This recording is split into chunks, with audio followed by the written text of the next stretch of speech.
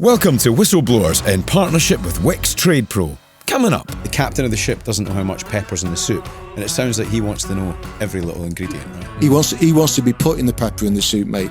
Once he said that, the horse wasn't so much out of the stable, but already drowning in the River Trent. That's what's happened. I really hope this year, with everyone we've got and how solid everybody is together, if we don't win anything this year, Arteta might be out. He was there when Ashley Cole was there. Great Chelsea player.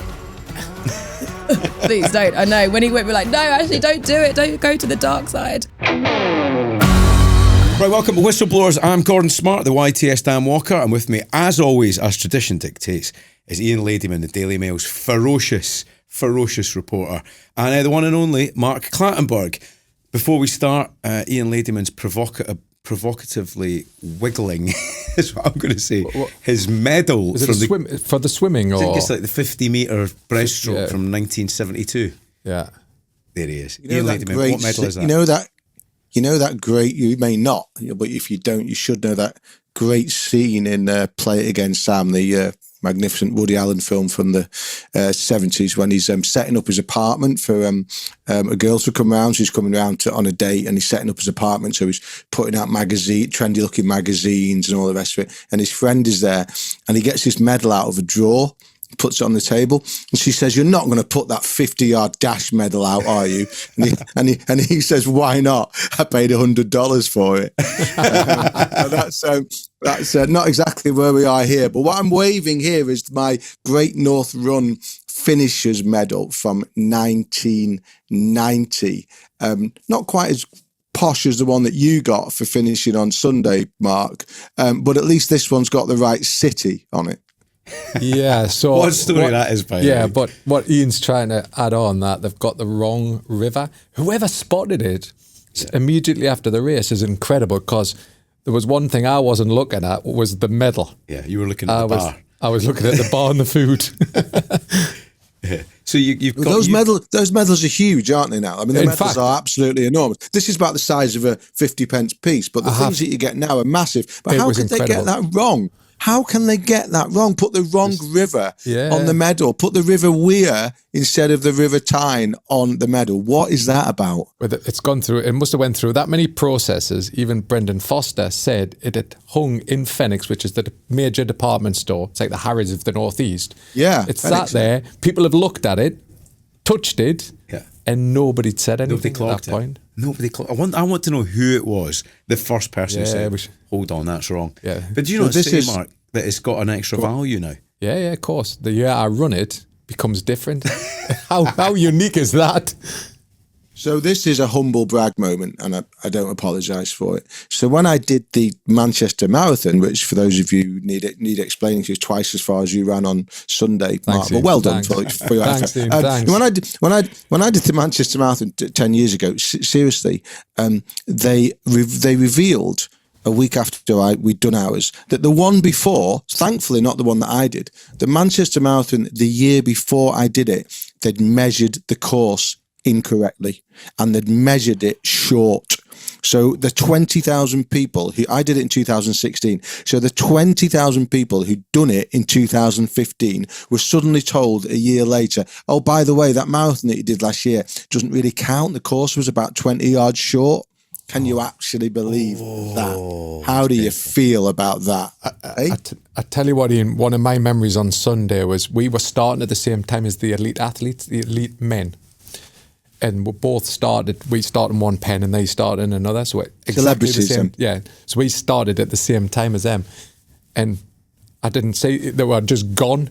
And I think they were at the Tyne Bridge and I've just started. They're unbelievably quick. Yeah. Unbelievably quick. Before we get started properly, Mark, there's a little video message you sent to Ian after the Great North Run. Immediately after, Ian. Right, let's see the video. Let's have a little watch of it.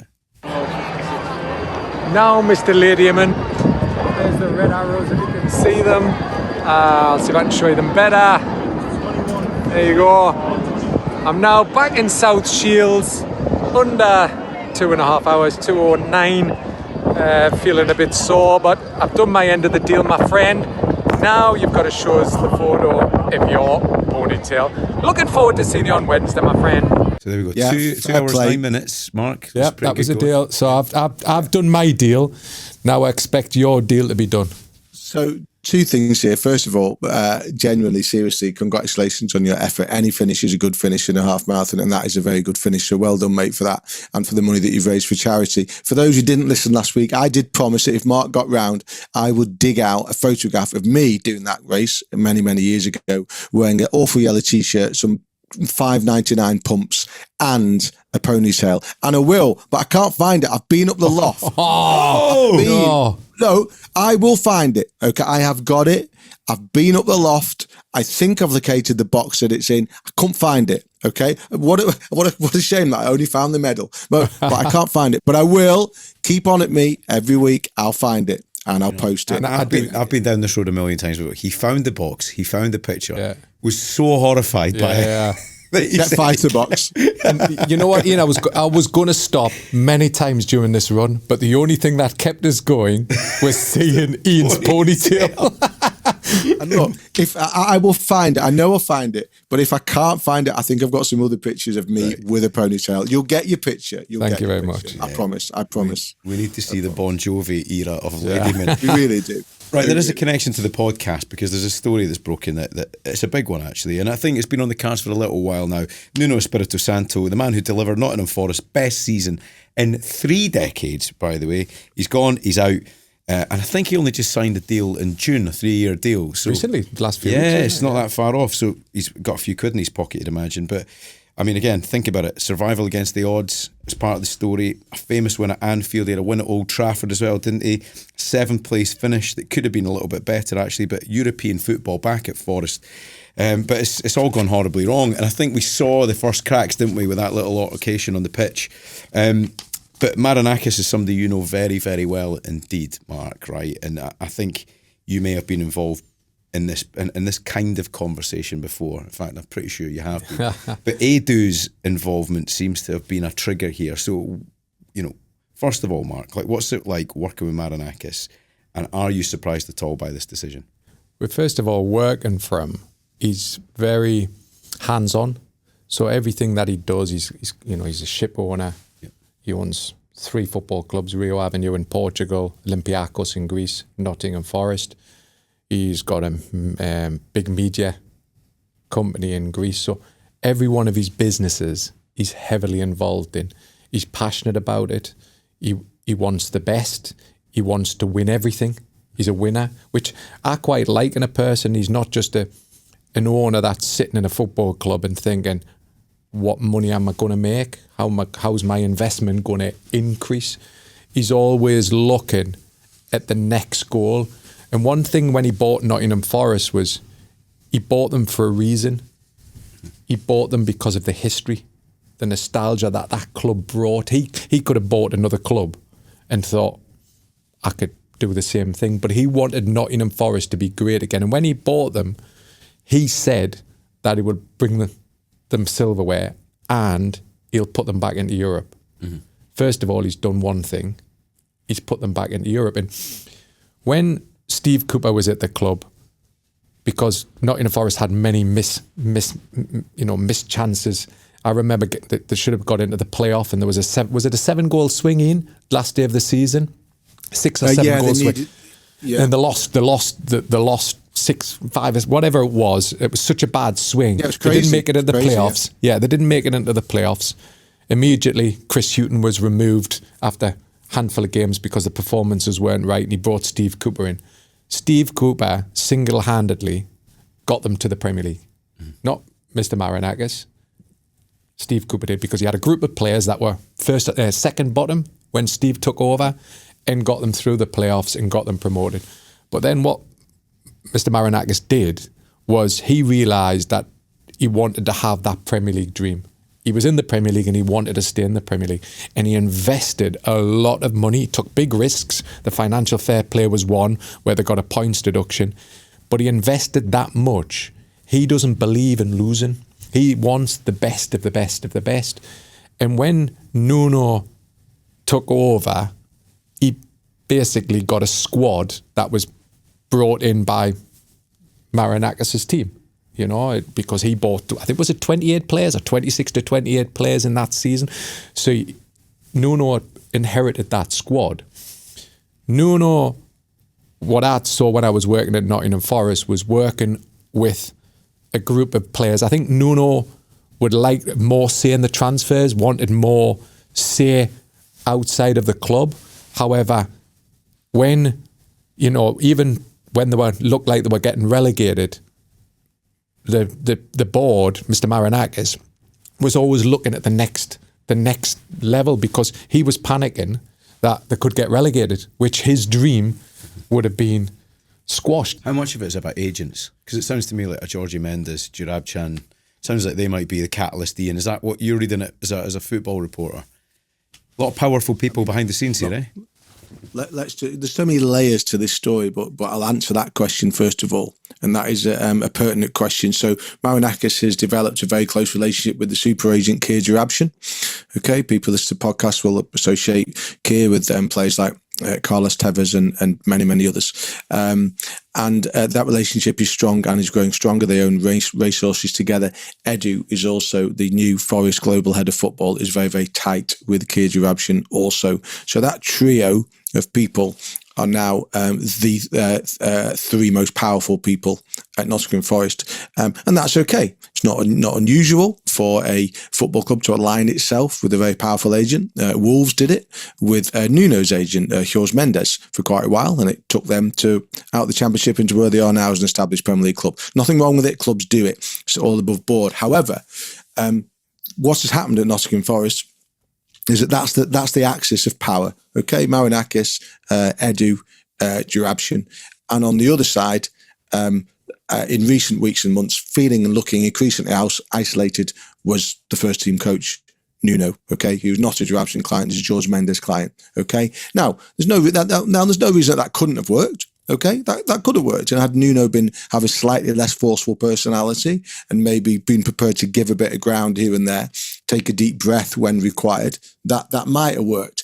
And but it hasn't. Okay, it hasn't. So what you find at Forest is you've ended up with conflicting forces, and you've ended up with the first team coach who's thought, well, I've done all of this, and I've got the team from here to here, FA Cup semi-final, almost into the Champions League, into the Europa League, taking them higher than they've been for decades. But all of a sudden, I've got people at the football club who are making decisions that's particularly around players that I'm not overly comfortable with. And here's a very, very good example of that. At the back end of the window, Forest signed two players in particular. They signed Amari Hutchinson, okay, the Ipswich player who'd formerly at Chelsea, for a club record of £37.5 million, okay? He's a Keir Jurabchan client, as is Douglas Luiz, former Aston Villa player, who's been brought in on loan from Juventus. Nuno responded to that by leaving Hutchinson out of the club's Europa League squad. Okay? Mm-hmm. So you've got a club record transfer who's not in the club's Europa League squad. Read what you want into that. Hutchinson has so far played 8 minutes off the bench in the Premier League. For Nuno, Douglas Luiz has played 0 minutes. He said what he said at the start of the season about problems with the owner. And as I wrote in a column this week, once he said that, the horse wasn't so much out of the stable, but already drowning in the River Trent, and that's what's happened. The way I see clubs, and certainly when I was at Nottingham Forest, you're seeing now the sporting directors, for example, Edu, he's brought in to find these players. And then the coach is now just told to coach the players. See, I don't understand it, right? Because I sometimes get the sense that it's not always the club's best interests at heart. It always feels to me like people are trying to make a bit of money here and there. As a fan, as somebody watching the game, I always think that's the signing that's been made because somebody's getting a big commission on it. And I don't often think that it is about the best interests of the fans in the club. Would I be wrong in saying that, Mark? No, as a fan, you've got a right to say that. But I think the way the game's changed, like, for example, now the sporting director's more powerful than the coach, in my opinion, because they've become transient, the way they just come and go. Because I feel now the manager can win the league or win a cup, but the sporting director will be the one that can get the next big job, because now clubs are looking at the sporting directors now and think, well, he signed these 5 players, And now they've gone, for example, they bought them for 5 million and they're selling them for 30 million. Straight away they're going, well, that's sporting director. So what's the prestige position then, Ian, do you think? Is it sporting director now rather than manager? Because effectively you're just a tracksuit. In terms of your longevity, sporting director, because that's the way that certain clubs like to do it. That's the way that Manchester City want to do it. It's the way that Liverpool want to do it. In terms of prestige, I'm not sure. Still a manager who gets the glory when you win. Still a manager who gets to dance up and down on the touchline when somebody scores a goal. And that might be a player who's been bought for him by the sporting director, by the way. But also, specifically to Forest, what you need to realise is that Marinakis runs that club, okay? He runs that club with the same obsessive influence as, you know, as a chap who runs a corner shop. And what I mean is, I'm not comparing Forest to a corner shop. I'm saying he runs it like it's that it's that small, and he wants to be all over it. He wants to know who's buying the Mars bars, when they're buying them, who's buying the packets of hula hoops, and why. And if they're not buying them, why they aren't buying them. And this is it with Marinakis. I speak to people at Forest, okay, and I speak to people who have worked at Forest, and they describe, even last season when Forest were doing brilliantly on the pitch, they were saying to me, this is chaos behind the scenes. Micromanagement doesn't work, does it? Yeah, this is a car. Better than anybody. Exactly. Newspapers, Ian, is it? What does they say? The captain of the ship doesn't know how much pepper's in the soup, and it sounds like he wants to know every little ingredient, right? He wants to be putting the pepper in the soup, mate, and that is exactly it. You've described it brilliantly, and I think this is the way it will be at Forest, and Forest fans will have to accept it. It will not change, so they will be in a cycle of boom and bust for as long as Marinakis is there. That is without, and it won't change under Ange Postecoglou. It absolutely will not. I think you can just expect it to be the way. Yeah, no, I agree with that. That nothing will change. But it's interesting what you say about the micromanaging. Mr. Maranakis, it was interesting because he would even want to know what was on the menu, you know, from what the chef was going to prepare for the food. Lovely you call him Mr. Maranakis. Because, of course, I've got such big respect. You know, I used to win players. He used to win players, but it was that fine detail. Is it a bad thing or a good thing? You know, people have always got their reservations. You don't like the micromanaging. Some people like it. I think in a football club, it's not as, especially at the top level, it's not normally heard of. I think people used to criticise him for going on the pitch. That's normal in Greece. I think the issue we've got in England with this type of owner is he's trying to behave what he does in Greece into England, and we in England probably aren't accepting it like the Greek people do. Well, and that's why I think Ange Postecoglou is it would be a great appointment for both of them, because one thing that I understood, and that's why Nottingham Forest brought us in, it wasn't just about refereeing. I've said this before, it wasn't just about the refereeing decision. I understood the Greek football. I was there 4 years. I understood the Greek mentality, and that's the most important. When you understand how the Greeks react and the English game, for example, he would ask us my opinion about something in the English game, and I say, you can't do that. And he would accept it because what he could do in Greece, he couldn't do in England. And I think Ange, with having a Greek heritage, because he's Australian as well, but he's got Greek parents, that will help in the mentality. So he will know, for example, knowing Marinakis, after games, he's not happy if they lose. He's a bad loser, which means him as a manager, Ange, will know how to deal with that.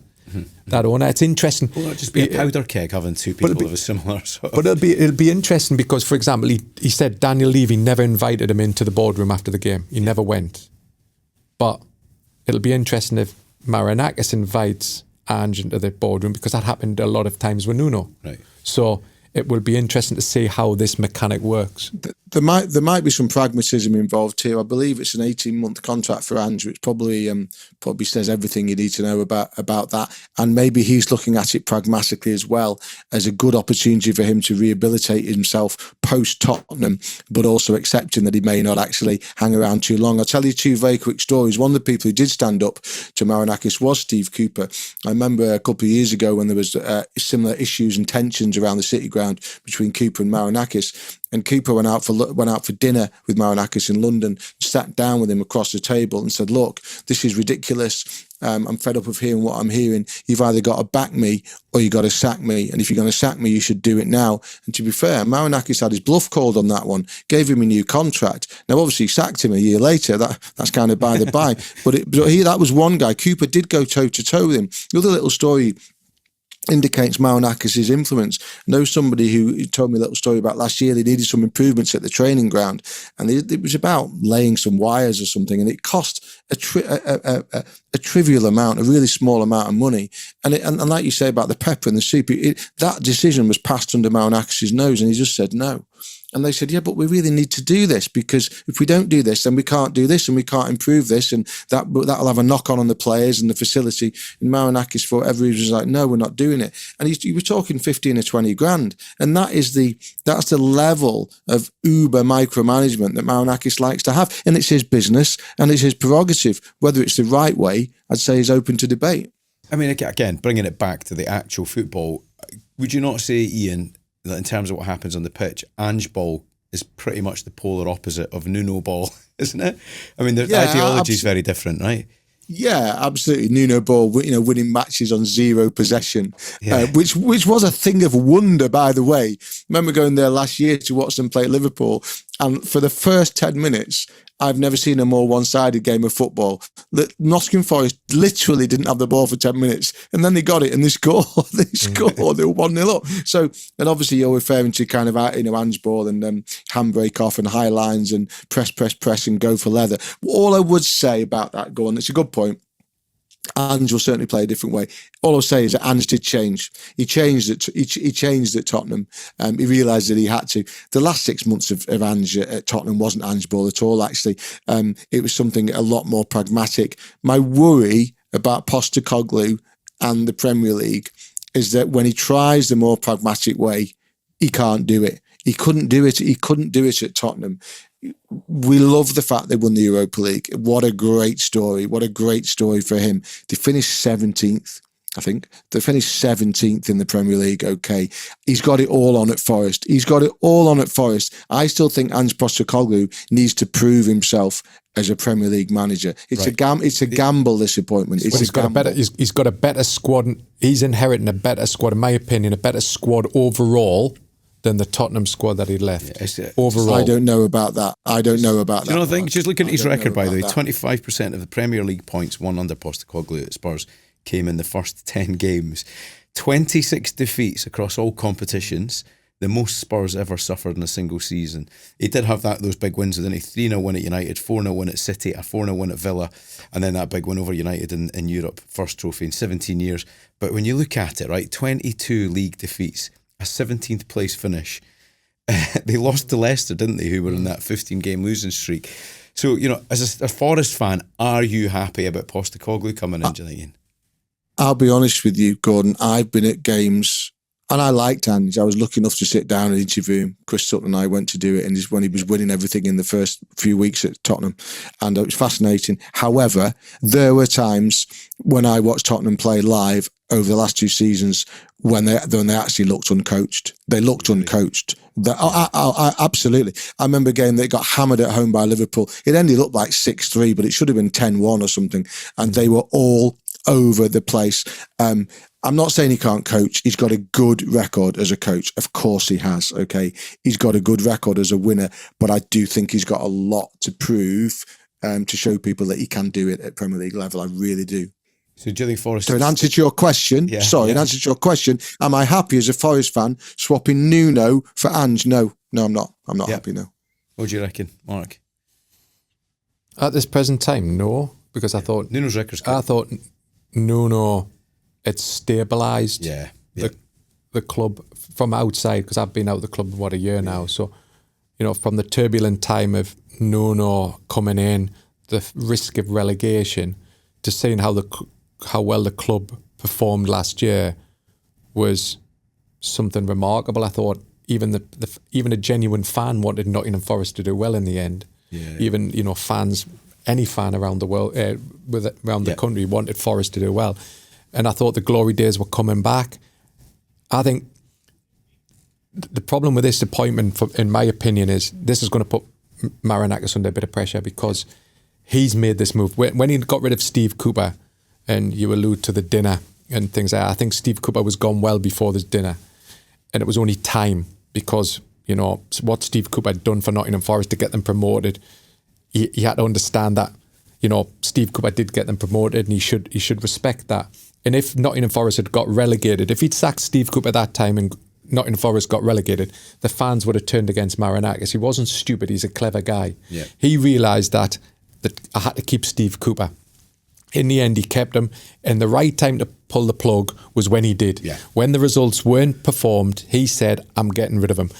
The problem now he's triggered the sacking of Nuno in a period where Nuno was quite high in the fans' liking. The problem I see, there's a bit of a power struggle. It's either Nuno or Marinakis. Marinakis was always going to win that because the fans love Marinakis And more. they do.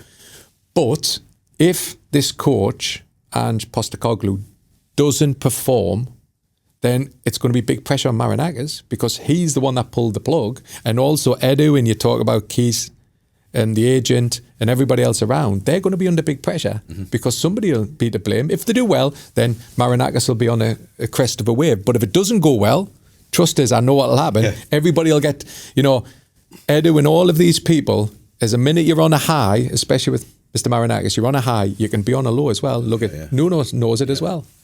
Go on, Ian. Tell you what, though, at least Ange will now get to defend his Europa League title. I bet he never thought he was going to get that opportunity. That's a good defend it with a different club, but he gets to defend it. And also, you see where they are on Saturday, 12:30. Ange takes the High Line to the Emirates. Oh, Yeah. amazing. What a first game. He'll get a fine welcome there, won't he? What a pub quiz question that would be if he managed to defend his European trophy with two different clubs. Yeah. Right, what do you think about this? Get in touch with us. You can email whistleblowers@dailymail.com, and remember our social accounts on X @BlowersPod, TikTok @WhistleBlowersPodcast, Instagram @WhistleBlowersPod.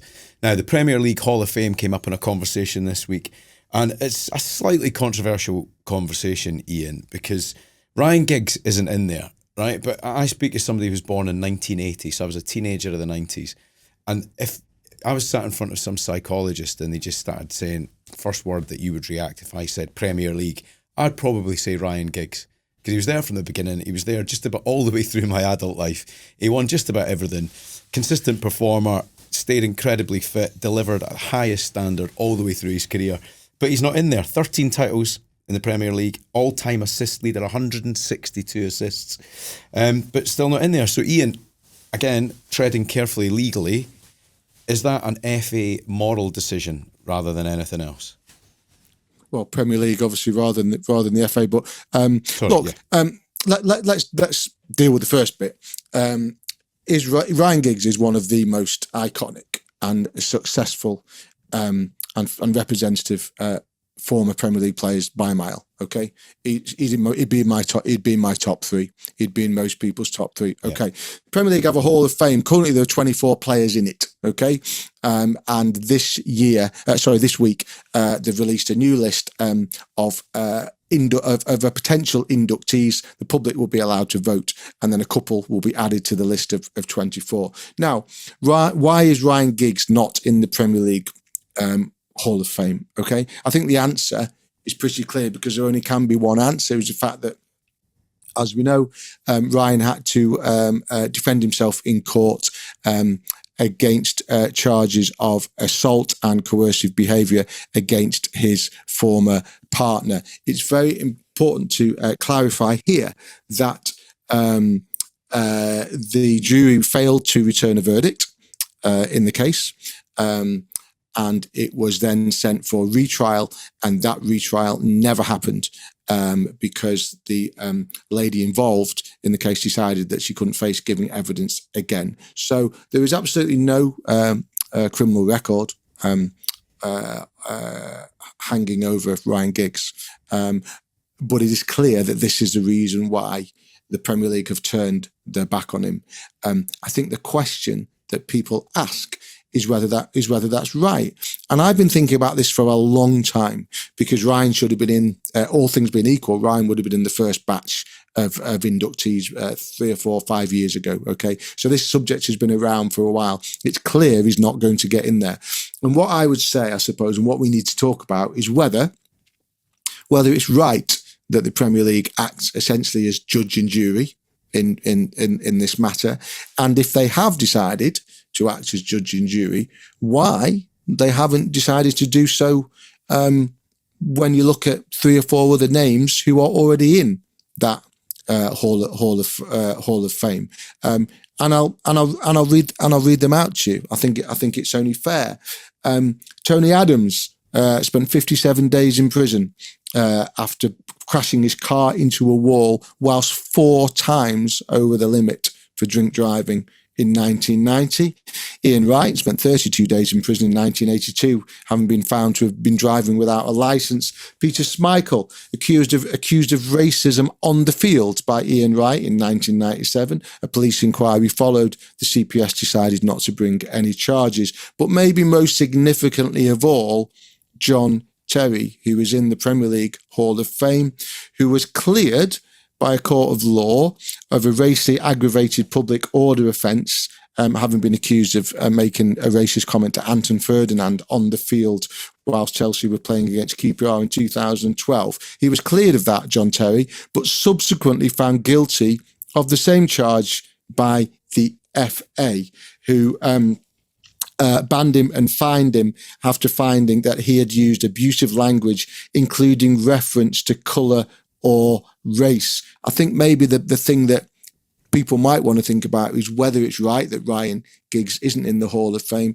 And if it is right, then is it therefore right that some of the others who've passed through the gates before him should have had the invite? Do you know what makes it stand out for me is when you see the other Manchester United players that have been nominated in the past, right? So Vidic, Neville, Evra, Sheringham, Carrick, Van der Sar and Michael Owen. Now, so look, sorry, Gordon, yeah, go on. It just makes it stand out, doesn't it? You know, all of in answer to your question earlier, I'm led to believe that Ryan is a bit bothered. I'm led to believe that he is a bit bothered about it. I don't think it's keeping him awake at night, but he is a bit bothered about it. He can't fail not to have noticed it. And if we were to consider the things that we've just talked about, he may consider it a little unfair. However, I will say one other thing. Maybe this has weighed on the Premier League's mind. I don't know.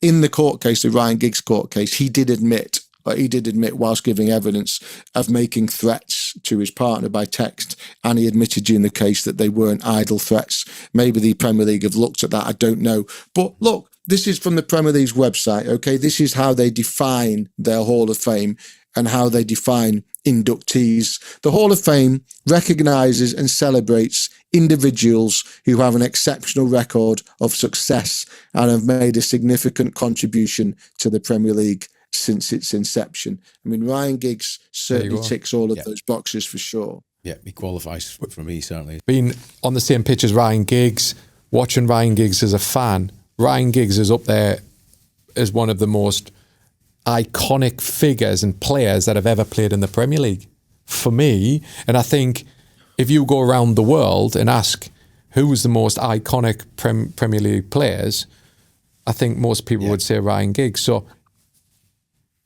I understand the Premier League's dilemma. Okay, Premier League football is followed by as many women and girls as it is by men and boys these days. We're encouraging women to play the game. We're encouraging young girls to play the game. I understand their dilemma. They obviously worry that this would send the wrong message as they try and promote the Premier League as an inclusive environment. I absolutely understand their dilemma. However, what I would say is if they are going to apply these standards to one player, it being Ryan Giggs, then they have to apply it across the board. Correct. They have to apply it across the board. Yeah, I agree. I always think about Gordon Strachan when this conversation comes up, when he says, the moral compass of football doesn't exist. As long as the striker's scoring goals on a Saturday afternoon, the fans only care about that. And it's pretty true in this case. Right, we're now joined by a very special guest indeed. Delighted to say we have TV presenter, singer and dancer, former colleague of mine, the one and only Scarlett Douglas. Welcome aboard, Scarlett. Thank you so much. Hello. Scarlett, I don't want to dwell on this too much, but I don't want to say this, but yeah, I think you might be a jinx for my career because the last time we worked together, I was presenting Good Morning Britain for 2 days. You might have missed it. It was Christmas 2022. the 2 days when nobody watches the telly. And I thought, I've absolutely smashed that. My future is I am the new Richard Madeley. Yeah. Haven't been back on since. What happened, Scarlett? I don't know. To be fair, I've not been in since January this year. All right, yeah. So I don't know, but we're going to have to afford do us. something. You I think we just, that's what it is. We're too good for Gordon, that. Gordon, if you think that Scarlett's proved to be a jinx in your career, then wait till you understand what the fallout is from working with us two. To be fair, mate, it's going to get a lot worse. It's going to get a lot worse before it gets better, mate. That's all. I feel You'll be back with Greggs before you know it. I feel like one of those footballers falling down the leagues. Right. I finally found my level. Oh, bless you, no. Shall we start with Arsenal, Scarlett? Let's. Right, because you're a proper gooner, right? I am, yeah, Now, since birth. This man to my right, Mark Clattenburg, said that Arsenal will win the league if they sign Gyökeres, and especially if they get Eze. Hey. Yeah, but there was a provision in that. Another one. No, I said Liverpool if they signed Isak, which Liverpool did. So that's it then. We've won the league. We might as well just stop now.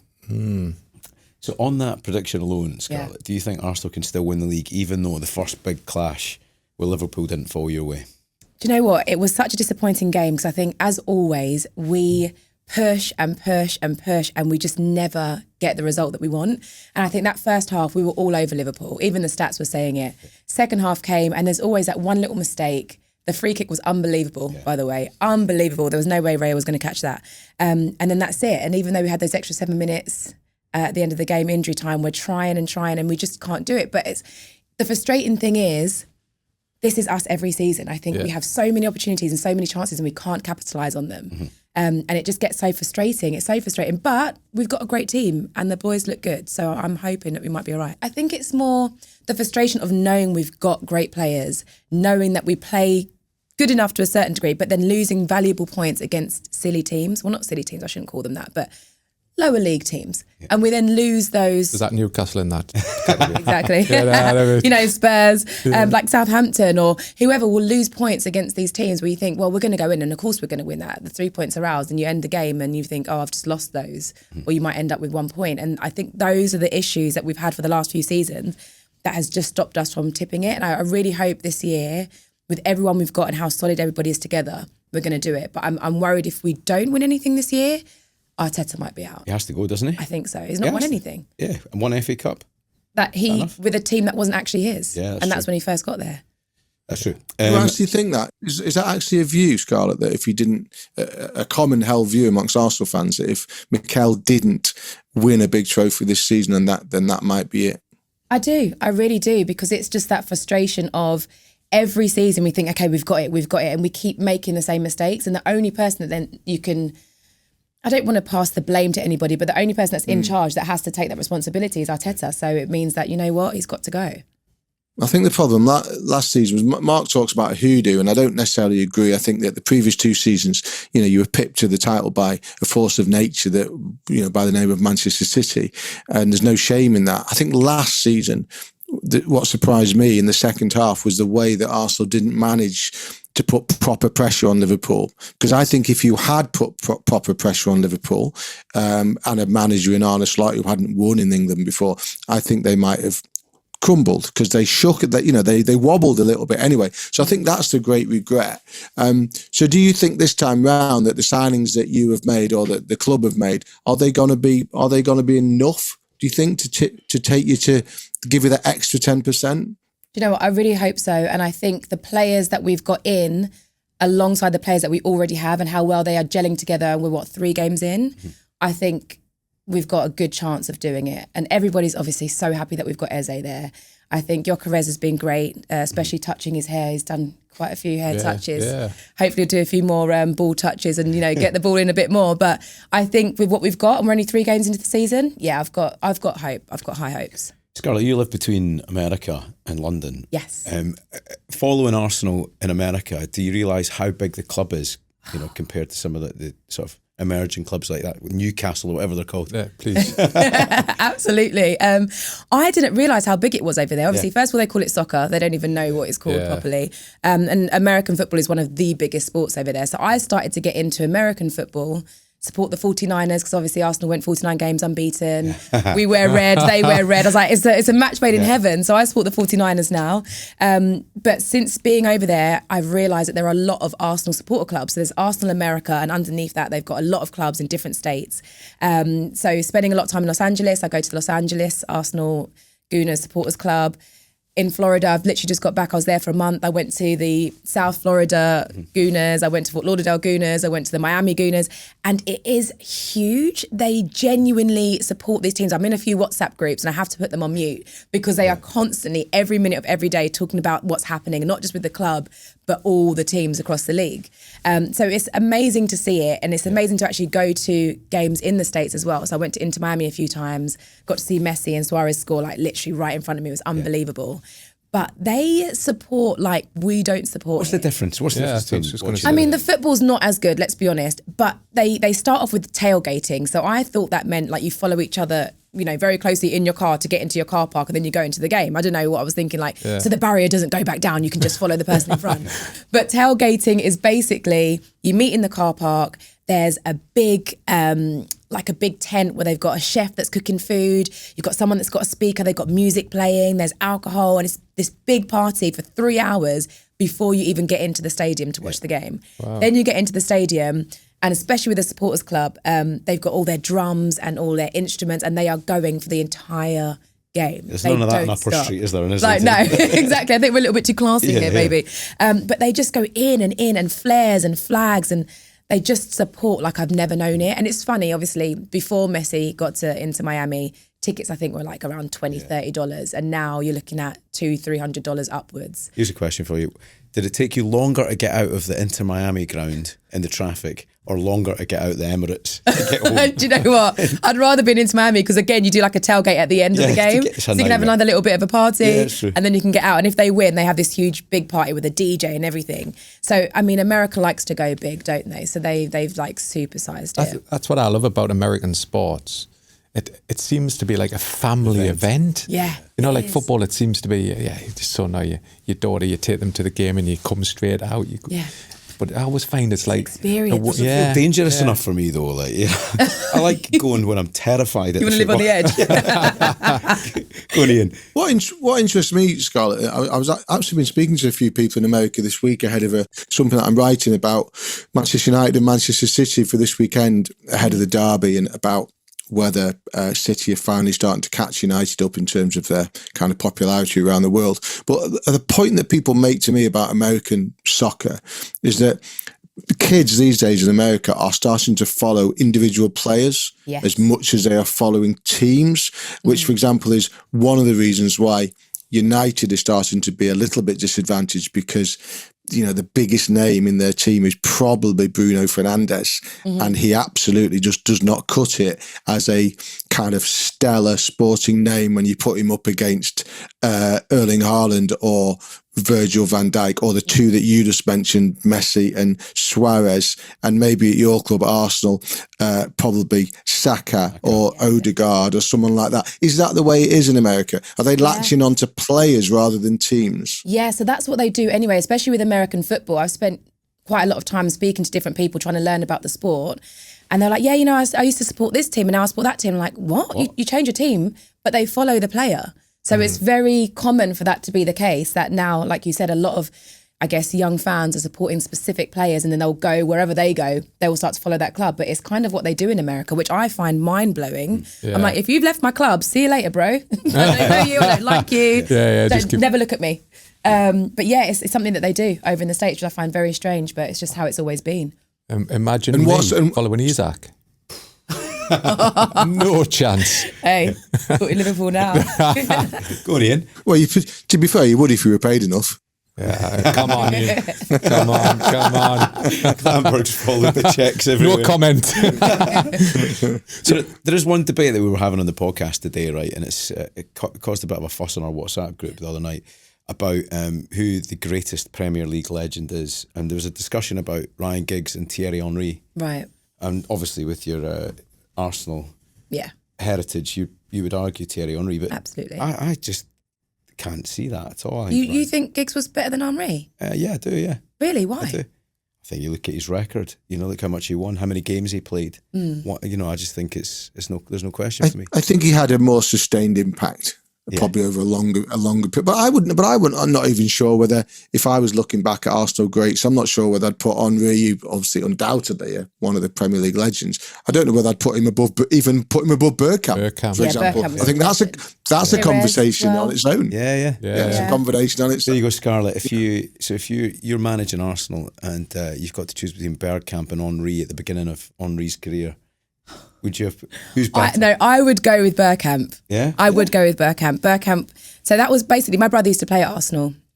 So I used to be there. Really? Yeah. And I used to be there around the time when we had Dixon and Martin Keown and, all the greats and Adams, Tony Adams, Ian Wright, all of these amazing players.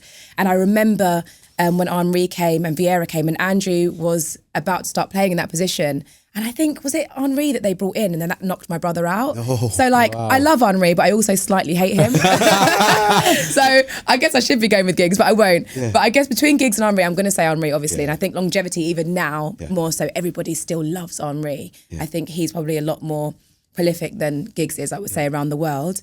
But if we are looking at older players, I would probably put Bergkamp above him. What was that experience like for your brother at Arsenal at that time? Incredible, amazing. So he was there when Ashley Cole was there. Right. And You're I a Chelsea player. Please don't. I know. When he went, we're like, no, actually, don't do it. Don't go to the dark side.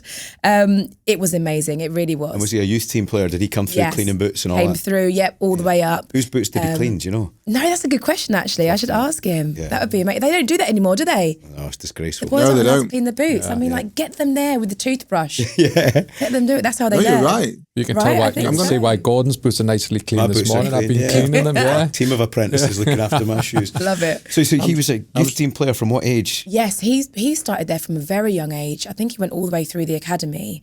Played a few reserve games, had a couple of first team games. My other brother was a professional footballer as well. He was at Luton Town for years. Yeah. And I think that's why, again, I've always been in football and always been an Arsenal fan. And I feel like looking at Eze now, that would have been an amazing story for my brother as well, to have been there, to have been let go. He went to Sheffield Wednesday, played at a few other clubs. It would have been amazing for him to have been able to go back. But unfortunately, there was a big accident that happened that meant he couldn't play football anymore. But he's back in the world of football. He's a football agent now, which is good. Really? So it's a nice story kind of overall. But there was a moment that it wasn't a great story, but he's still here. I'm sorry to hear that. So I didn't know that. So does he have any good players on the books? He looks after Ethan Ampadu. That's his main player. There we go. Which obviously he's done pretty well. And then his good friend Paolo, who used to be at Arsenal as well, Paolo Venazza. Yeah. He looks after, why is his name just gone out of my head? Ollie Watkins, who had his goal disallowed last night, which is a shame. But yes, so there's a lot of players still kind of within our family. I want to ask you a question, Scarlett. I'm not trying to poke you on purpose, but I kind of am going to poke you a bit. So that song, metaphorically speaking, that song that you sing before kickoff right now at Arsenal, right? Okay. The previous podcast I used to do with Chris Sutton, we used to call it the weather song. Now, two things, right? I get it. It's worked. It gets the stadium going before kickoff. Okay, I get it. But that line, like, what is it? Arsenal forever, whatever the weather. Yeah. I mean, it's a bit it's a bit. What would lame. you rather change it to, Ian? What lyrics would you prefer?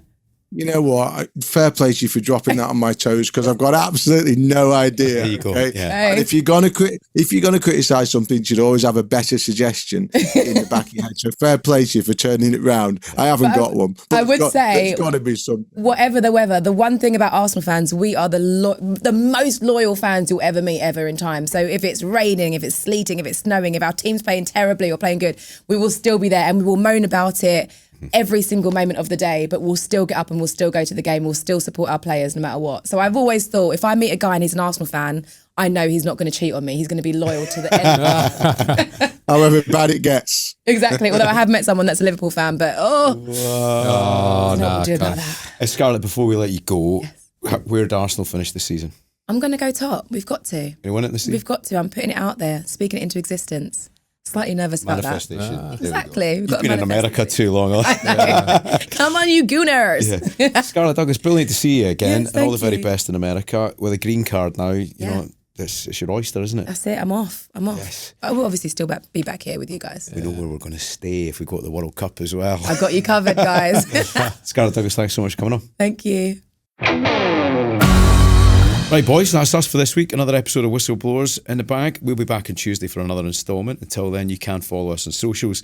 Perhaps you'll have your say on Ryan Giggs. The email is whistleblowers@dailymail.com. Social accounts on X, @BlowersPod, TikTok, @WhistleBlowersPodcast, Instagram, @WhistleBlowersPod. Mark Clattenburg, I've got a funny feeling you've forgotten it again, but would you do the honours, please, and blow the full-time whistle? You've definitely got that one right.